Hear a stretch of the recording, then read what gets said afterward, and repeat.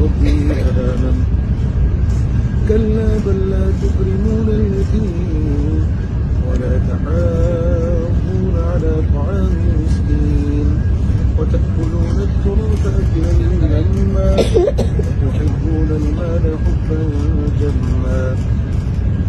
كلا إذا دكت الأرض دكا دكا وجاء ربك والملك صفا صفا وجيء يومئذ بجهنم يومئذ يتذكر الإنسان وأنى له الذكرى يقول يا ليتني قدمت لحياتي ويومئذ لا يعذب عذابه أحد.